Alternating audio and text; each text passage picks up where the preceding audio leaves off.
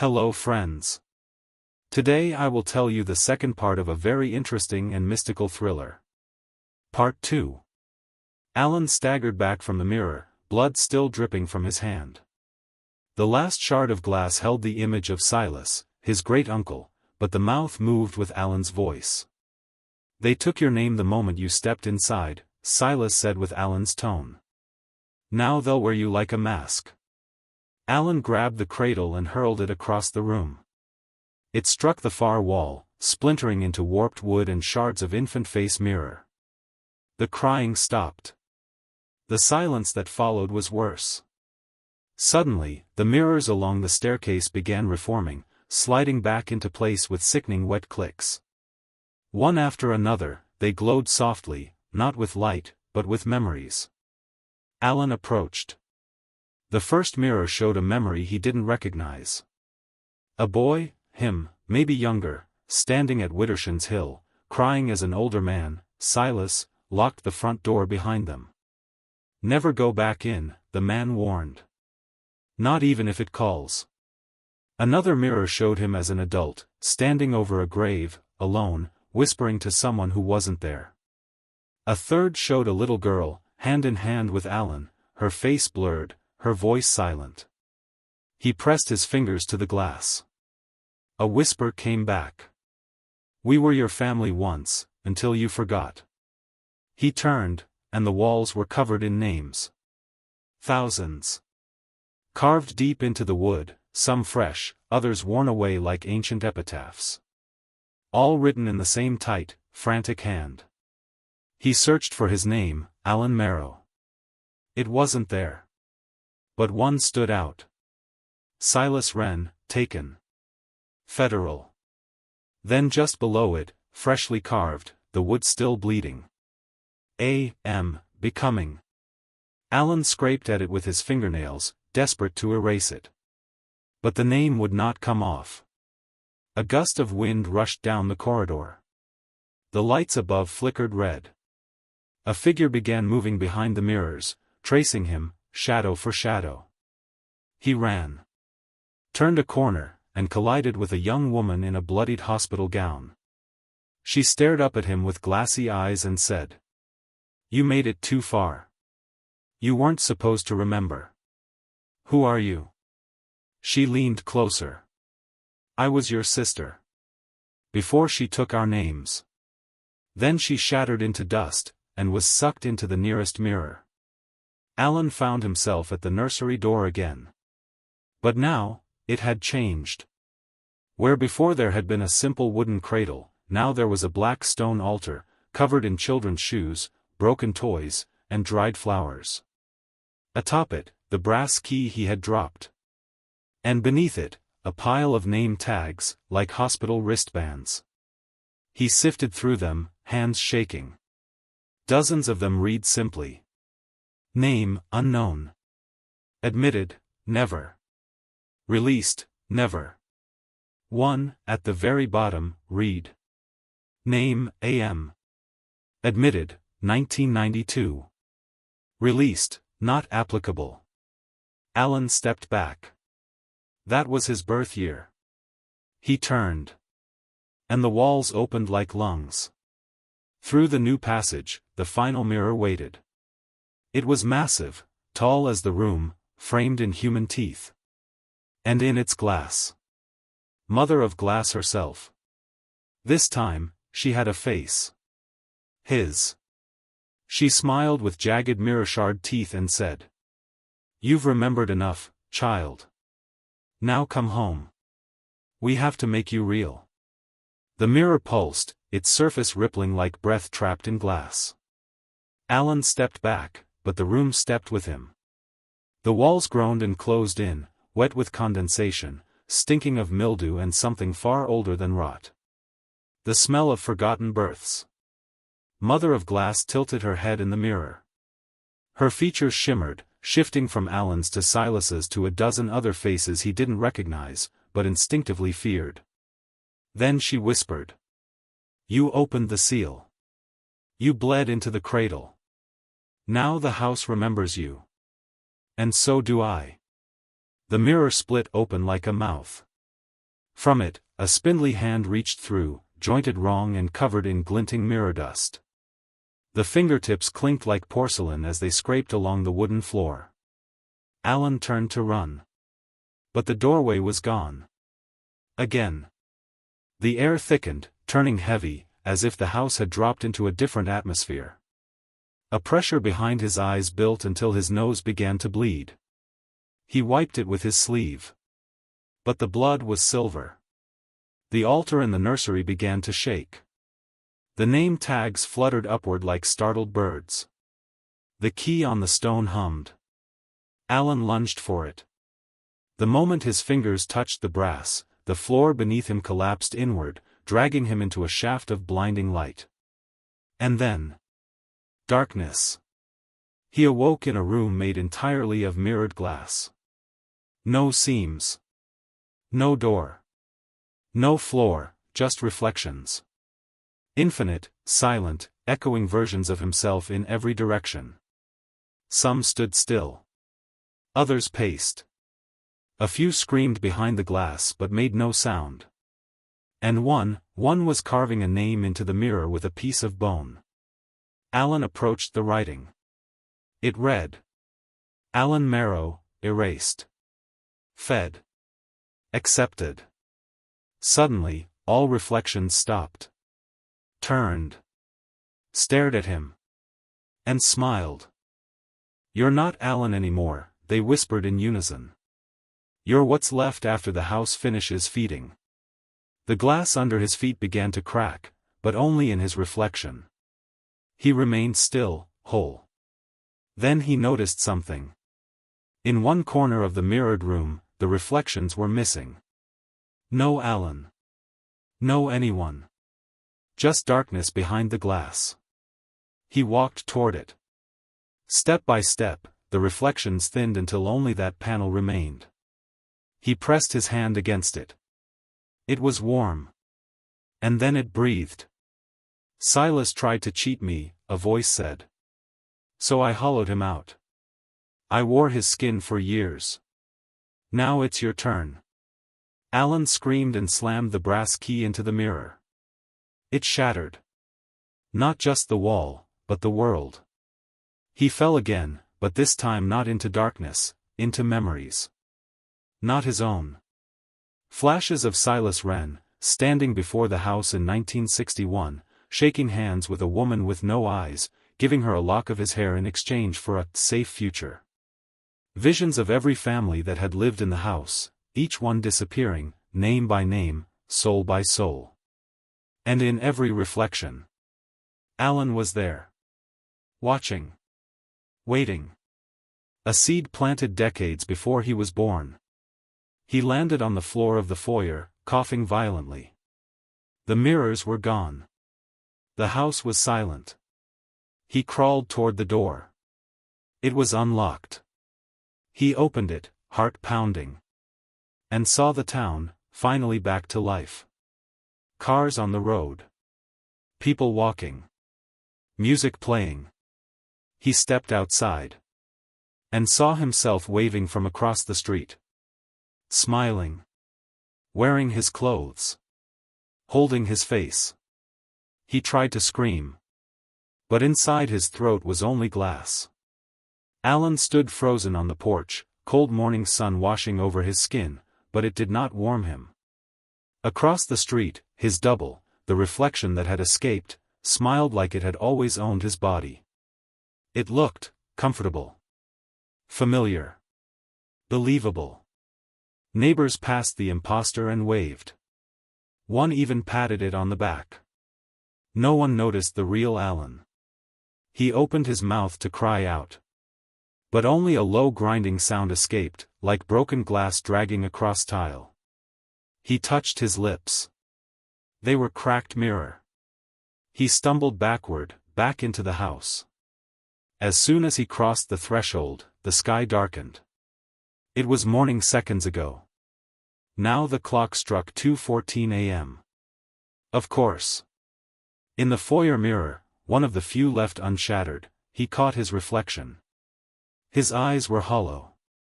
His chest was slightly translucent. There was nothing inside. The diary lay on the floor, open to the final page. If you've come this far, there's no longer a you to come back.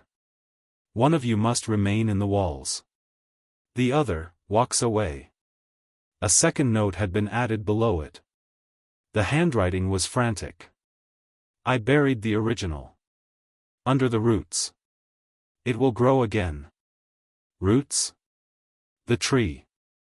Alan burst out the back door, the cold night clinging to him like static. At the edge of the yard stood the gnarled ash tree he had always ignored, its trunk split like a mouth, its bark unnaturally dark. He dug at the base with his bare hands. Dirt gave way to something hard. A small wooden box.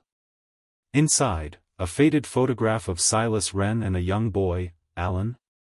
Or someone else?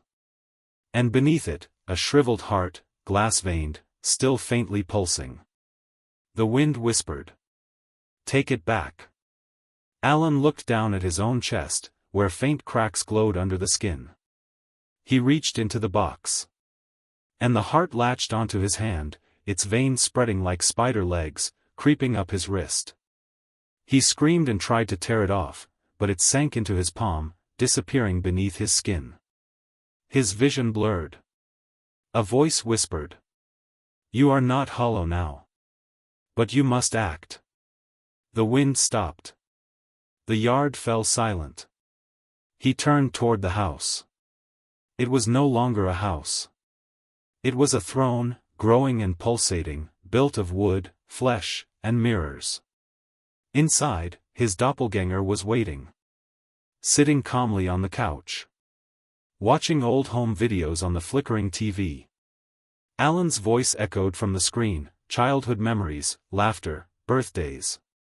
Fake Alan turned and smiled. You're early. Alan stepped closer, rage and glass surging through his veins. You don't belong here. The double shrugged. Neither do you. It stood, cracked its neck, and suddenly the mirrors all around the room lit up, each one filled with alternate Alans, dead, broken, vanished. Some still screaming. Only one would leave. The final test had begun. The house began closing in, walls reshaping into an arena. The floor was covered in shallow water, reflective. The ceiling dripped blood. Mother of Glass whispered in the cracks of the air. Choose. Or both become mine. Alan stared down his reflection, fists clenched. This was no longer about escape. This was a reckoning. The two Alans stood in silence, surrounded by hundreds of flickering mirror surfaces, each showing a possible ending. Some showed Alan dead. Some showed him vanishing. And some didn't show him at all. The imposter smiled. You can't kill me. I'm the part of you that survived this place. Alan clenched his fists, feeling the stolen heart pulsing beneath his skin. You're not me. You're what the house made of me. The reflection stepped closer. Then that means I'm stronger. I know how to lie. You don't. The walls began to chant. Low, guttural voices. The children. Choose. Choose. Choose. The lights above them burst. Darkness fell, broken only by the glow of reflections in the water pooled across the floor. The doppelganger lunged first, faster than Alan expected. They collided, crashing into the ground with a splash. Water and blood smeared across the floor. Alan struck first, but the reflection didn't bleed. Instead, it cracked. Spiderweb fractures spread across its cheek like shattered porcelain. It grinned. I break easy. But I always come back. It flung Alan across the room with impossible strength. Alan hit a pillar, one made entirely of compacted baby teeth, and collapsed, gasping. The imposter stood above him, raising a shard of mirror like a blade. Then something changed. Alan saw the mirror reflections of all the other Alans flickering wildly. Some of them stood. Some pointed. All whispered one word. Below. Alan looked down. Beneath the thin layer of water, another reflection moved independently, not his own. It was the little girl, the one from the wall. His sister? She mouthed something silently, placing her hands on the other side of the mirrored floor. He recognized it. The lullaby his mother used to hum. He whispered it aloud, and the moment he did, the water ignited. Flames erupted from the floor as if the mirrors themselves were burning. The impostor screamed, stumbling backward, clutching his melting skin. Alan reached into the fire, unburned, and pulled out something small. A photograph, half-charred. It was him and the girl, maybe 7 and 4 years old, standing in front of Widdershins House. Behind them, Silas Wren. Alan whispered, "You took her, didn't you? The house didn't choose me. It always wanted her." The walls groaned. A voice, mother of glass, screamed in fury. She ran. She remembered. She knew the cracks. You were the backup. You stayed behind. The impostor lunged again, desperate now, furious. Alan ducked, turned, and jammed the brass key, still warm, into the reflection's chest. The double howled as cracks spread across its entire body. Glass burst from its skin. It collapsed, convulsing, breaking apart into thousands of silver shards. Each one carried a screaming face. And then, they vanished. The mirrors fell silent. The house groaned, and began to crumble. Alan stood alone in the reflection-lit water. A final mirror stood before him, tall, gold-framed, with no reflection at all. Then her voice. "You win. You leave. But remember. All homes are mirrors. One day, you'll look back. And I'll be there." He stepped through the last mirror. And out onto a quiet road. The sun was rising. Birds were chirping. Behind him, Widdershins House stood silent for a moment longer, then collapsed into ash. Alan stood alone, holding the photograph in his hand. And for the first time, he remembered her name. Ellie. Alan wandered the streets of Greybriar like a ghost in reverse, alive in a world that no longer recognized him. The town had returned. People bustled through morning routines. Shops opened. Dogs barked. Children laughed. But no one remembered the collapse. No one remembered the disappearances. And no one looked at Widdershins Hill. Because the house was gone. Not reduced to rubble, erased, as if it had never been there. Alan stopped at the small library near Main Street, unsure why he'd gone there. A familiar compulsion led him. Inside, the librarian, a woman with one blue eye and one gray, smiled. "You've come far," she said, as if she'd been expecting him. "You still remember?"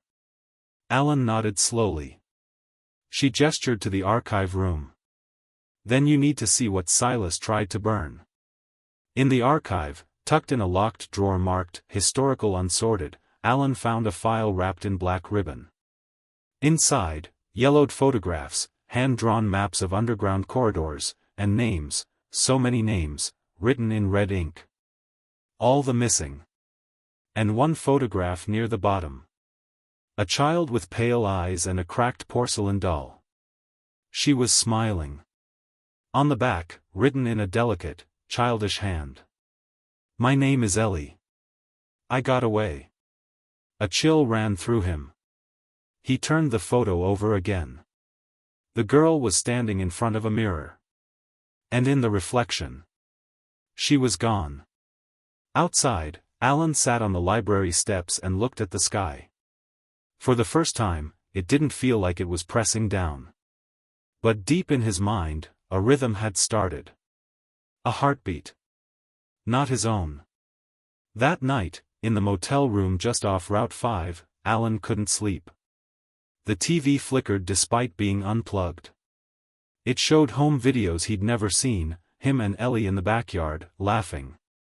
Then Ellie looked directly at the screen and said, "They're still in the walls. But not your walls anymore." "What does that mean?" Alan whispered aloud. The screen went black. Then a mirror on the wall, small, round, decorative, cracked on its own. From inside it, something moved. The next day, Alan drove for hours, following no road in particular. Then, just past a rusted sign for the next town, he saw a little girl sitting under an oak tree. She was maybe 10. Same pale eyes. Same toy train with a missing wheel. Alan stopped the car, got out. "Ellie?" he asked. The girl nodded. "What's left of me?" "You escaped the house." "Some of me did," she said, not smiling. "Other parts stayed behind." She stood and pointed to the horizon. "You're not done. You're just awake now. There are other houses. Other names. Other people who forgot." She placed her small hand in his. "Do you want to remember them?" He looked out across the fields. A storm was forming far in the distance. And in the glass of his car window, someone else was watching him. But for the first time, it blinked second. The storm broke around midnight. Alan and Ellie, if that was still her name, sat at the edge of a cornfield, watching the lightning paint the sky in brief, surreal tableaus. She held the old photo between her hands. "You're not the only one who got out," she said softly. "But most who didn't stay real for long." "Why me?" Alan asked. "Why now?" Ellie didn't answer. She didn't need to. In his chest, the borrowed heart throbbed, faint, glassy, but alive. And with every beat, he saw things. Flashes of other places. Other houses. Other Alan-like shadows staring out through dusty windows. They drove into the storm. She guided him by instinct, pointing at turns with the quiet certainty of someone who had done this before, in many lives, through many mirrors. Eventually, they reached a forgotten stretch of highway. The kind the maps pretend doesn't exist. On either side, abandoned houses, each with boarded windows, rotting porches, front doors painted black. Ellie whispered. "Some of them are empty. Some have been waiting." Alan stopped the car in front of the third house. Its mailbox was rusted shut. The number, 273, carved in crooked slashes. The windows were clean. Too clean. As if someone on the inside had been looking out just recently. The front door was already cracked open. Ellie stayed in the car. "This one remembers a name you've forgotten." Alan stepped inside. The air was stale. Heavy. He moved through narrow halls lined with cracked picture frames. All of them showed different versions of the same boy, smiling, crying, bleeding. In the den, a rocking chair rocked itself. On the coffee table sat a mirror. And in it, a name written backward. He squinted. Then gasped.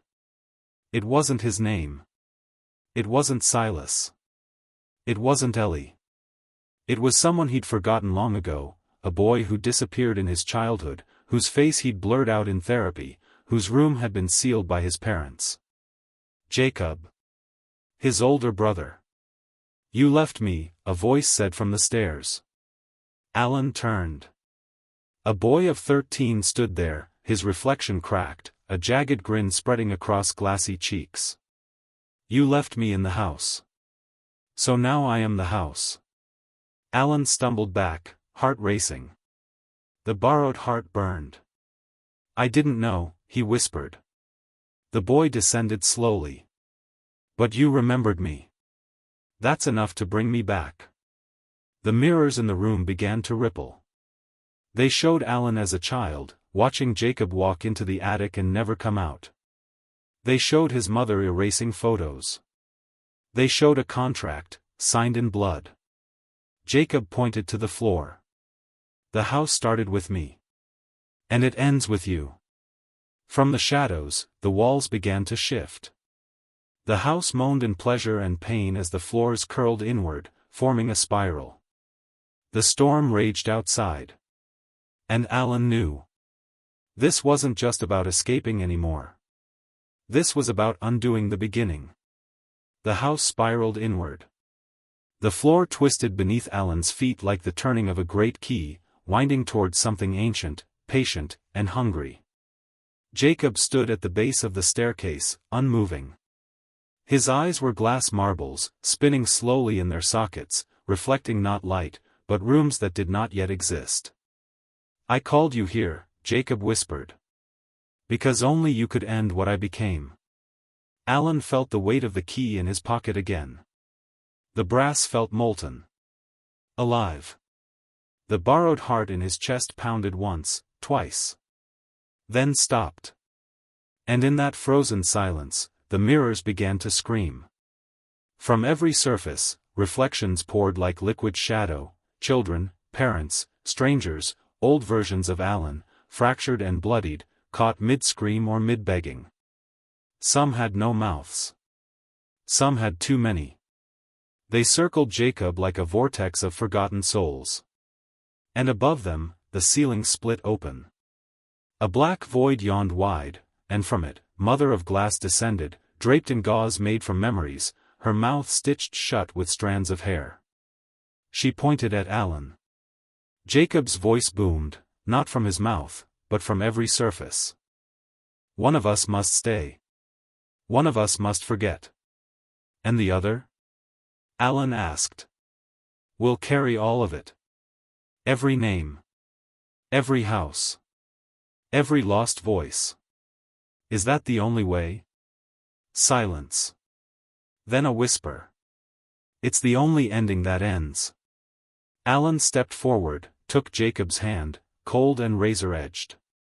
They stood before the great mirror on the far wall, now 12 feet tall and still growing. In it, only one reflection stared back. A boy.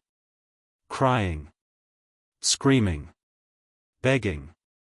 Alan understood then, this was not about choosing who walks away. It was about accepting who never could. Alan turned to Jacob. "I'll remember for both of us." He pressed the brass key into Jacob's chest. There was no scream. Only a slow sigh, like wind escaping the mouth of the world. Jacob collapsed into dust, mirror dust, soft and shimmering, and was drawn into the heart of the house. Mother of Glass opened her mouth. The hair stitches tore. But instead of a scream, she wept. Dozens of glowing hands reached up from the floors. They gently touched Alan's face. The walls softened. The spiral stopped. And for the first time, the house exhaled. Alan stepped outside. The sun was rising over Widdershins Hill. There was no house behind him. Only wildflowers. Ellie waited in the car, holding a new photograph. "Is it done?" she asked. Alan nodded. "It's not gone," he said. "But it's sleeping."